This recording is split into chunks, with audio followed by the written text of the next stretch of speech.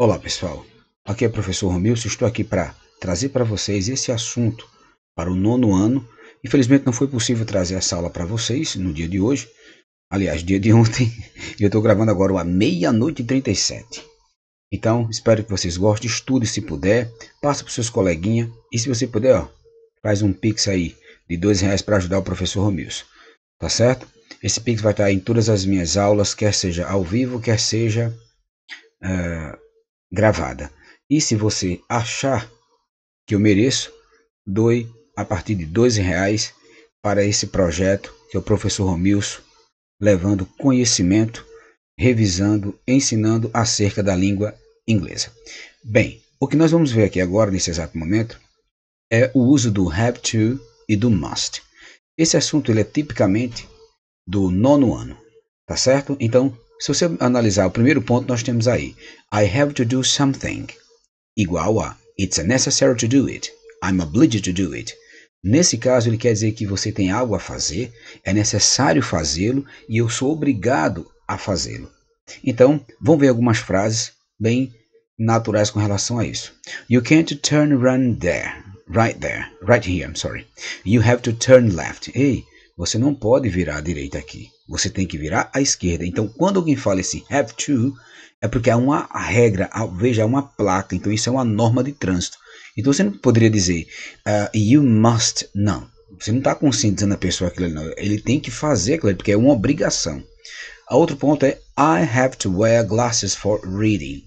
Aí, o que é que está acontecendo? Eu preciso utilizar óculos para eu fazer a leitura. Então, é necessário eu utilizar o óculos, porque eu não consigo ver. Tá certo? Então, se eu não usar, eu não vou conseguir enxergar.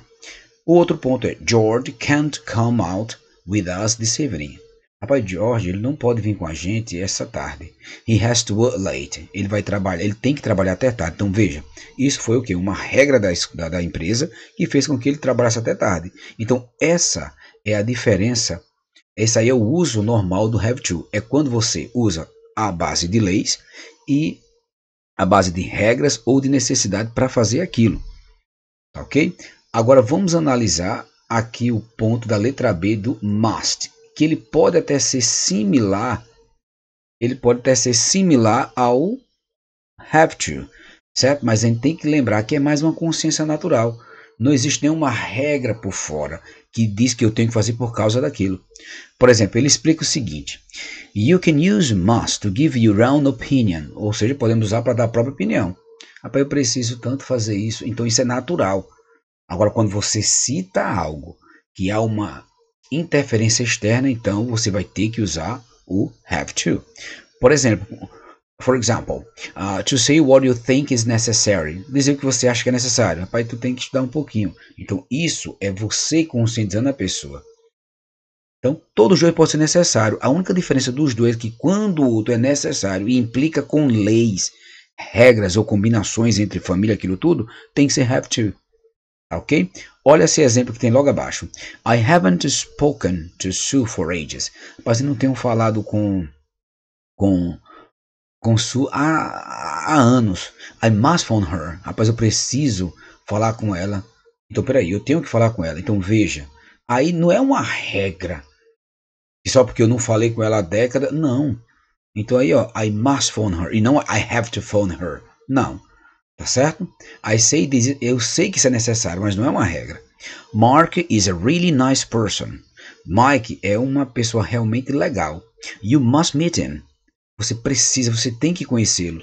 Há alguma regra para fazer você conhecer ele? Não. É uma recomendação natural. Então, essa é a diferença básica entre o have to e o must. É só lembrar, se está implicando alguma regra, lei, é have to ou has to para a terceira pessoa.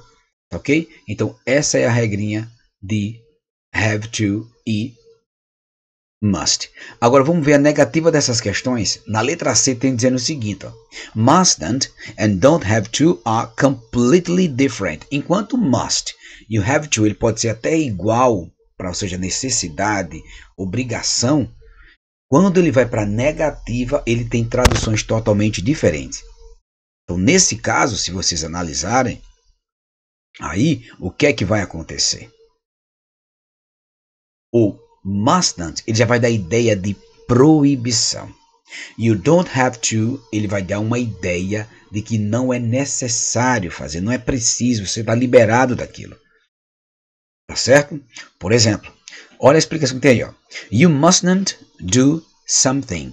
It is necessary that you do not do it. Ou seja, you mustn't, você não tem que fazer algo, é igual a não é necessário que você faça, ou que você não pode, não tem que fazer aquilo.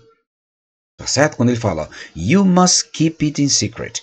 Você tem que manter isso em segredo. You must not tell anyone. Você não deve, não tem que contar a ninguém. Então é uma proibição. Tá certo?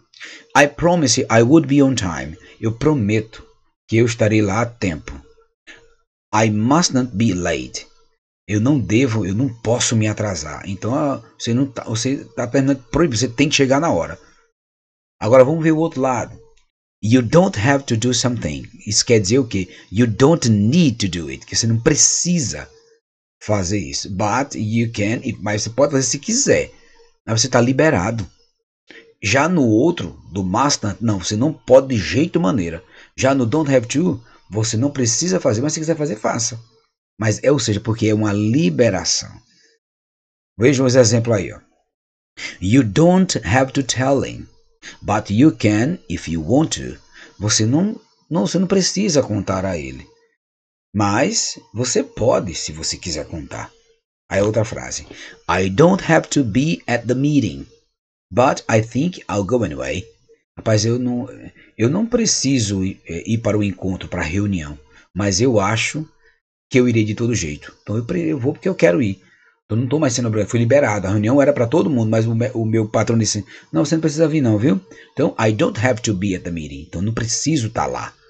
Então, essa é a diferença básica do uso do have to, you must, e o mustn't, you don't have to. Não se esqueça disso. É claro que para a terceira pessoa, no don't have to vai ser doesn't have to. Não pode se esquecer disso. Tá certo?